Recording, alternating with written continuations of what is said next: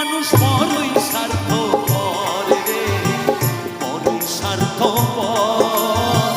বুকের মাঝে জায়গা দিলে যতন কইরা ভাঙে রে অন্তর। মানুষ বড়ই স্বার্থপর।